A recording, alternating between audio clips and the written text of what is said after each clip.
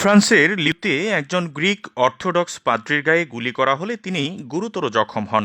গুলি চালিয়ে তৎক্ষণাৎ সেখান থেকে পালিয়ে যায় বন্দুকধারী। তবে প্রত্যক্ষদর্শীদের বয়ান অনুযায়ী সন্দেহভাজন একজনকে গ্রেফতার করেছে পুলিশ। এখনও পর্যন্ত হামলাকারীর উদ্দেশ্য সম্পর্কে নিশ্চিত হওয়া যায়নি। এর আগে ফ্রান্সেরই আরেক শহর নিসের একটি চার্চে ছুরির আঘাতে ৩ জন মারা গেছেন। ফ্রান্সের প্রেসিডেন্ট ইমানুয়েল ম্যাক্রো এই হত্যাকাণ্ডকে ইসলামী সন্ত্রাসী হামলা বলে আখ্যা দিয়েছেন। বিভিন্ন উপাসনালয় ও গুরুত্বপূর্ণ স্থানে সেনা মোতায়েন করা হয়েছে।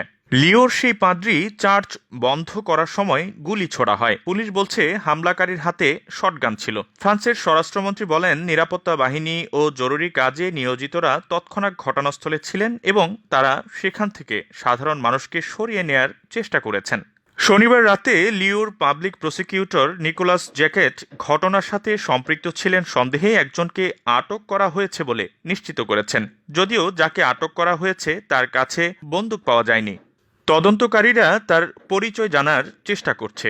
যেই পাদ্রির গায়ে গুলি লেগেছে তার নাম নিকোলাস কাকাভেলাকিস। তার পাকস্থলীর কাছে 2বার গুলি লেগেছে এবং সে এখন বেশ গুরুতর অবস্থায় আছে। ফ্রান্সের প্রধানমন্ত্রী জো ক্যাটেক্স বলেন, সরকার সকল ধর্মের মানুষ যাতে নির্বিঘ্নে উপাসনা করতে পারেন সেই ব্যবস্থা নেবে।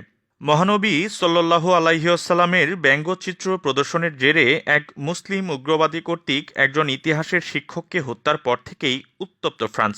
এই ঘটনায় মহানবীর ব্যঙ্গচিত্র প্রকাশ অব্যাহত রাখার ঘোষণা দেন ম্যাক্রো।